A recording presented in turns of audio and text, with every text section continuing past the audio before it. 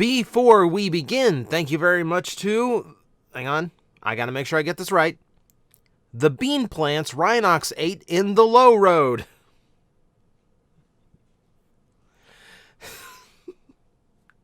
Love your work, by the way. Thank you very much for joining the Patreon campaign. I really do appreciate the support. It means the world to me.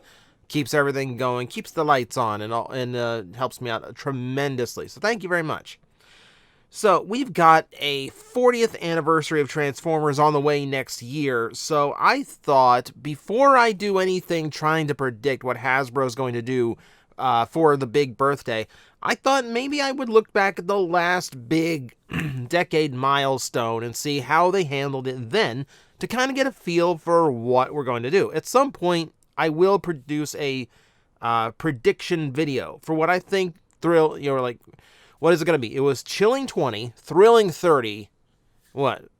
Phenomenal 40? Like, it's going to be like, there's got to be some kind of catchy buzzword thing that they can attach to the number.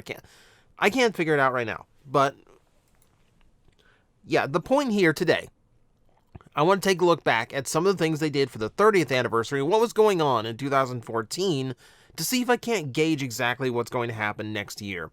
Now, of course, things are different than they were back then. We have things like HasLab, which kind of, blows this wide open. But that is for discussion of another day. For now, let's just kind of learn from history a little bit. So, since it's 2014, the biggest thing going on in Transformers was, of course, the Age of Extinction movie. The last one that did really, really well before the last night kind of ruined everything for the franchise for a while. So this was a really big movie at the time because it was like trying to refresh everything. Optimus had a completely new look. We had a completely new cast of Autobots. We were promised a Galvatron and a human villain faction that was actually a threat to the Autobots. It was different. The big thing of the movie was Dinobots. We were going to get to see Dinobots in live action. And I think between, one, how exhausting this movie was, it ran like, there's like 2 big scenes during the final fight you probably could have cut, and the fights in the final scene would have been fine. The final act, rather.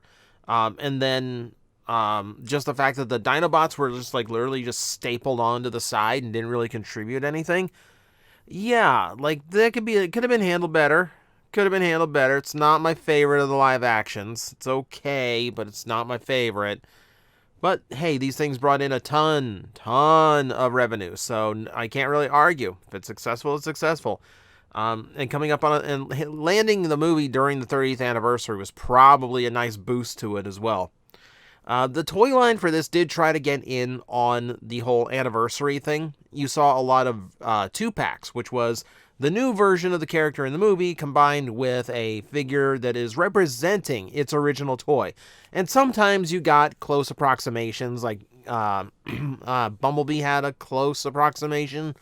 Optimus Prime and Grimlock actually did. It's the Energon Grimlock, but it was as close as you can come because the original Dinobot mold's gone. The original Dinobot molds, all of them, are gone, apparently. And then you had some, which is like, you had 2-headed Strafe packed in with Minicon Swoop with only 1 head. A little weird. Oh, and that one, excuse me. You'll love to know if you have not seen that one. The side of the box on that one has the Technobot Strafe's image on there because whoever did the packaging didn't realize that Strafe and Swoop were different characters and this was just a trademark name thing they did. Funny that. But yeah, they tried. Aside from all the obvious stuff like G1 repainted Dinobots, etc. Let's see what else is going on in the world of Transformers media at the time. Regeneration 1 released its final issues during this, so that was very well timed to finish off the continuation and ultimately conclusion of the Marvel comic book storyline. I do not believe for an instant that this is exactly how it would have gone if the comic book had continued back in the day. There's a lot of more modern concepts and elements into it. Obviously, there's a scene where a whole bunch of multiverse Rodimus Primes appear in front of this book's Rodimus Prime. It's a lot of weirdness. It's a lot of weirdness, and I'm not the biggest fan of this book. I think that they threw in a depressing ending for literally no reason, but it is what it is. It is the end of the Marvel continuity, even if it wasn't produced by Marvel. So I mean, it's an interesting project, and the fact that the finale landed on the 30th is very appropriate. Might have to go back and revisit that one someday. I don't do enough comic book content, mostly because I can't sit down and like dedicate myself to reading through years worth of books just to make like a 20-minute video in the day. But we don't know. If we've got a good project or a good idea, I might have to go through it. In the video game department, we got Rise of the Dark Spark, which was a really weird mashup. So you're combining you're like duct taping like elements of the High Moon video games and Fall of Cybertron with elements from the Age of Extinction universe. From what I remember, this game was not well received when it came out. The High Moon games were generally like really positively done, but something about this one being a movie tie-in dragged it down, and I think that's just the curse of a lot of movie tie-in games from that era. These days, licensed video games have come a long way. A long way. I can remember when, we were stunned when Spider-Man for PlayStation 1 came out, and the game was actually decent, because that never happened to superhero video games. And today we have the modern Spider-Man games, which are absolutely fantastic. So things like that happen. This game, no. I had it somewhere set aside for like a gaming project, game content project. I don't know if I can even still hook it up because I have it for Wii U, and I'm not even sure what I did with my Wii U. Suffice to say, the game did not go over that great. Let's look at the convention going on at the time. BotCon decided to celebrate the 30th anniversary of the Transformer franchise by doing a box set dedicated to its most famous and well-loved theme: Knights and Pirates. Where we get to throw in a whole bunch of really random repaints. We threw in a Cybertron Cannonball repaint. We have Farrick, who's a nothing character.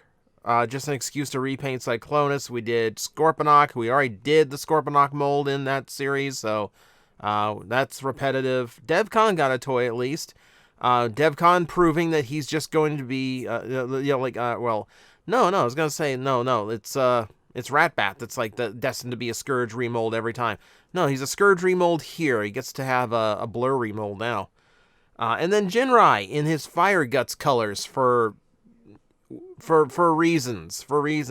I always felt this set was particularly weird because they, at the time, like, it was really strange when BotCon went back and reused toys they previously used.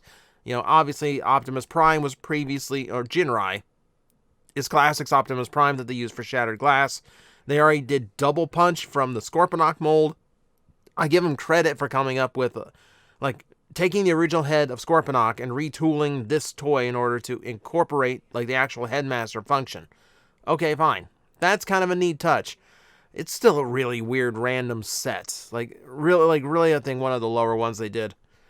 But that does bring us to the toy side of the 30th anniversary, so we can go and discuss a few most notable things that came out. First off, it's our very first look at an Orion Pax toy, looking very nice, and this was actually a pretty cool toy for being like the first Orion we got. IDW based, so obviously the fluoro dairy design not present here. When Hasbro, their recent stream, suggested that we might be getting another Orion Pax in a more familiar body, I'm getting them in the idea that it's going to be this one, maybe a little bit closer to how it looked in the comic books. That's the hope anyway, because this is still a cool layout. This is a cool design. I want to see this one again. RC, this was huge. Remember, this is like 28 years since she debuted in the movie. And this is her very first toy. It took that long to get like the most prominent female Transformer a proper G1 inspired toy. it's a little bit of a wait. At the time, we weren't really that satisfied or happy with the with the toy. It was good, but obviously her backpack was huge, etc. So maybe not the best of things. We thought, okay, next time they attempt this, obviously it's going to be a lot better. And then the next time they attempted it was Kingdom, not Kingdom, Earthrise. And then we immediately regretted it and went right back to the Thrilling 30 mold. Which is what the Studio Series mold is based on. I think, yeah, this is a case that we didn't know how good we had it. I never minded the toy. I thought it was decent. Triple Changers came back for the Thrilling 30. This was shocking. Now, it's IDW Springer, who looks cool, but, this is also just, a really good toy. It's just, a really well-functioning toy. I really like the look of this Springer. And it's really cool that they decided to bring back some of the classic triple. We all remember back at this time there were certain things that we knew about Hasbro, and things like they don't want to put the engineering budget into figuring out a triple changer. They don't want to do the engineering to make combiners work, etc., etc. So this gave lie to that. So yeah, it was great. Also, well. Hang on, I forgot I rearranged my thumbs. Let's ignore Tankor for now, and we'll stick to the triple changers. My boy Blitzwing got his first G1 based toy since his original, with an unexpected homage to animated thrown in. So I have very mixed feelings about this toy. I don't think the quality is what it needs to be, and the whole reason I never reviewed this toy was because it was very hard for me to separate my love of the character from my disappointment with the figure, and I felt it would have been a weird, it would have been a weird tone if I did it. That's what I decided. But I love that they tried. I think if things connected a lot better than they do, this would actually be a really fine and interesting Blitzwing toy with an unexpected animated homage thrown in for the anniversary. Okay, now we can talk. Yes, they did some beast machines for the Thrilling 30. We got one. It's a Tankor, and it's just a deluxe. It's not even a Voyager. This was a very simple figure that kind of proved how easy it was to recreate some of those designs from that show. Yeah, it was a fine little figure. Simple, but effective. It looked good. It's certainly more accurate than any of the Tankors we had gotten during the show.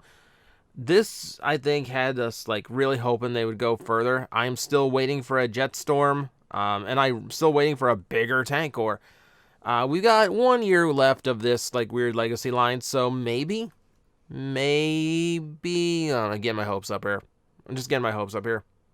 We had a few gimmicks come back. We got a new Target Master in Scoop, which is cool for me because he was one of my childhood toys, so great to see him back. And these have turned out to be some of the best Target Masters we ever got. The modern ones kind of went back to G1 Simplified for Needle Nose. But here we had some budget to make them really nice looking figures. So this was cool. Also returning, we had, where is it? It's all out of order. Also returning were Headmasters. We got a Headmaster for the first time since G1 in Brainstorm here. This was another simple figure. Didn't really have to transform much, though. The original toy is also exceedingly simple. And it's just a really, really cool IDW take on the character. I loved the look of this toy. I also thought it was interesting. Tankor had to be a deluxe. This guy got to be a Voyager. I assume because that's the price point that allows the entire Headmaster gimmick to actually work, cockpit included. I do think there was something really clever in that instead of having the 3 little cylinders that showed you the tech specs of the character, instead plugging the head in here, flipped down the seat from the jet mode to reveal just a sticker that showed you his stats, which is a nice little way of throwing the old gimmick in without overcomplicating the toy. A lot of good. We hopped around generations a lot for Thrilling 30, which is great. We got new Beast Wars toys, Rhinox, which again turned out to be the better of the Rhinox toys we've gotten. If only his legs were better. Like, I think universally his legs just were never that good, and they never got fixed, which was always disappointing. Ironically, the other Beast Wars toy that year, Rat Trap, also had a leg problem because the hinges were too tight on his leg transformation, and they could break. So yeah, bad luck for the Beast Wars, but I'm glad they tried it. I'm glad they tried to do a little bit of Beast Wars love. If we look at other generations they jumped to, we got an RID toy. Man, RID is this line that we love but never gets any love back. So it's great to see a completely new take on Skybite.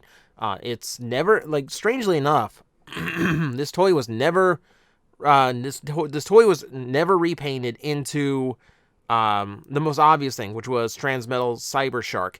It was repainted into Skywarp for some reason.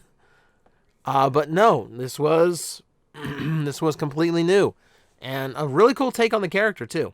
Not nearly as kibble filled, which is always good. For other generations we jumped to, yes, we got an Armada Starscream.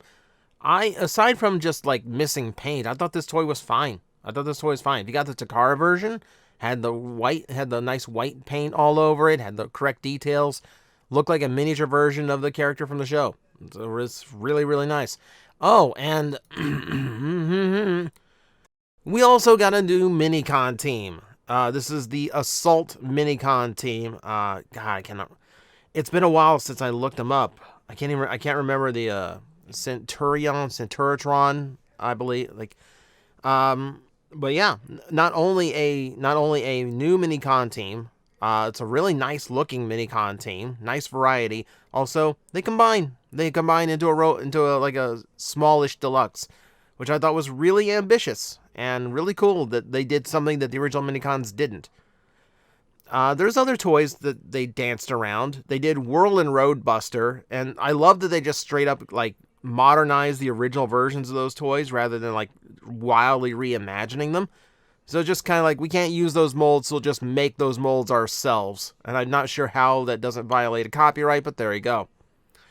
Over in Japan, they decided to commemorate it with a gold version of Masterpiece Megatron, which is a weird look. It's not even like Golden Lagoon Megatron because it's not fully gold. He's got aspects of purple, which G1 Megatrons never really had. Gold and purple works. It looks like, the Prince of Transformers, but it kind of works. Kind of surprised we never saw a Megatron done this way again. We had two big advents in the toy department for the Thrilling 30. One was the very first generation-style leader class figure, and it was Jetfire. It was a very, very appropriate choice. This is the one that got Hasbro in trouble with Harmony Gold, who famously have the license to Macross to do Robotech, and will sue literally anyone for literally any reason if they think there's even the slightest chance they could win a copyright lawsuit. Keeping in mind, they don't actually own the copyright to Robotech. Well, they don't. Well, that one, yes, but they don't own the copyright to the designs for these characters. They license them. It's not the same. Yeah, the judge threw it out with and made sure that they could never sue over it again. So that's how we've gotten Skyfires and Jetfires since then. But still, this was a great advent. This is a great change up for us. And this mold got put through its paces for it, too. Oh, and speaking of new things and new sizes, it was our very first Titan. Man, it's been a while. 10 years of Titan class.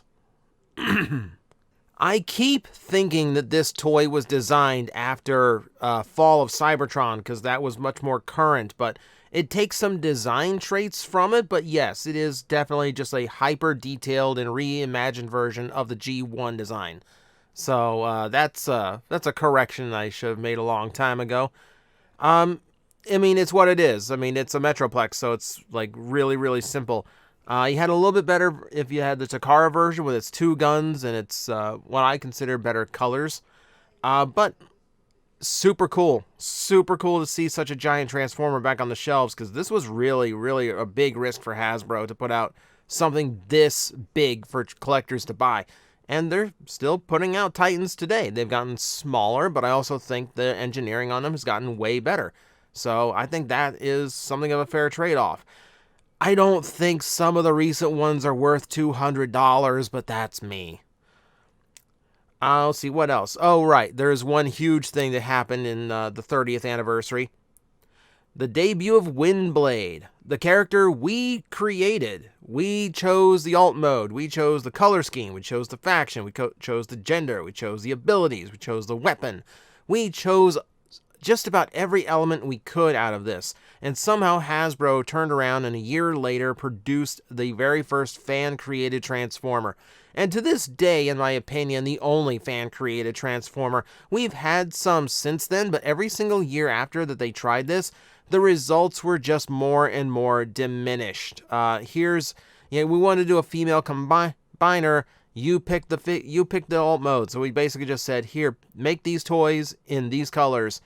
Repaint these Combiner War toys in these colors. And that's all we did. Sometimes all we got to do was vote on which 2-pack comes out. We have not had another Windblade since, and I really wish Hasbro would do another one, because I would be thrilled to find out what the results would be if they let us design something from the ground up again. It does make Windblade very special, which makes her absence in a lot of things lately really weird. But hey, she's been around a decade now, so maybe we'll see her return soon. I think there's a few things listed that have her. I think I remember seeing a few things. And then there's one last aspect of the 30th anniversary we have to cover. I know this video is going a little bit longer than I planned, but I think this is worth it. So, as part of the thrilling 30th anniversary, Hasbro released a specific set of toys that were labeled blank of 30. A 30 toy set for the anniversary that you could collect. This is now keep in mind, if this was well thought out and this was well done, this would be really, really cool. Unfortunately, this is an absolute mess. This was one of the messiest campaigns I have ever seen. I almost did a Plastic Addict episode just to complain about this. So here's the list. So for starters, no box had the number 14. Like, it was just completely missing. So you had to look up online what the number was, and they decided that there were two different sets that could have been number 14. The list went a little bit weird on that one. So the 14 was weird. The number 28 got printed twice. If you're in Europe, some of these boxes were left. If you're in Europe, these didn't matter. The numbers were left completely off. So you didn't get in on this. Also, the choices for the toys are extremely weird. All the toys I just listed, very few of them are actually Thrilling 30 labeled. I think it's only Windblade. Look at this list. Look at this list. It's the Year of the Horse exclusives. It's both the Hasbro Toy Shop version of Metroplex, not the retail version, and a Hong Kong 2013 convention exclusive version of Metroplex. It's a random Beast Hunter Shockwave set. It's a redeco. It's a G1 redeco of Slog from Amazon. It's Masterpiece Prowl and Sunstorm, which have their numbers swapped, by the way. Masterpiece Sunstorm comes later in the Masterpiece numbering than Prowl, but here Sunstorm comes first before Prowl. So that's gonna screw with some people pretty good. But you just look at this list, and it's incredibly expensive stuff. It's mostly just like, aside from like Windblade, it might as well just be like the 30 most expensive toys we made this year. And then it's just like the Age of Extinction 2-packs. It's a bunch of random like Silver Optimus Prime repaints. It's not the Rhinox. It's not the Tankor. It's not the Skybite. It's not the toys made specifically to celebrate the 30 years of Transformers. It's just a whole bunch of random stuff they picked, which meant what could have been a super cool set to have and keep packaged was fumbled on literally every aspect. Numbering, marketing, the toy selection, everything got screwed up here. Like literally just a really stupid thing. Really stupid. Geez, as I'm listening right now I can't even remember, like, it was 2 Masterpiece toys that had their numbers reversed ordered, and I can't remember because there's 3 of them on this list. I just realized 4 of them on this list. Needless to say, it was not well done. It was not well done. But yeah, so that's your history lesson. That's what we got 10 years ago as far as an anniversary line. Lots of dancing around the universe, which we do pretty normally now. We've been doing that for a few years in the Generations toy line. So now you're left to wonder what to do now with it. Who knows? So I don't know if we've gleaned anything off of this whatsoever as far as like what the 40th anniversary is going to look like. But it's fun to look back and see what we did with these big anniversaries. So thank you guys for watching me. This has just been yet another random history lesson from TJOmega. History that a lot of you already know. But reminders aren't a bad thing either. But thank you guys for watching. I will see you next time. Yeah, I guess I'll give Bardic to Pain. Pain, my #1 good best friend. You got this. You're just basically like Caboose at this point. Just like church. Oh God. That's all right. Let's keep this Pain train going. The Caboose is here. Son of a bitch. No. And yeah, This you get makes me Bardic. Tucker. I'm quitting. Jaws, take 2 psychic damage.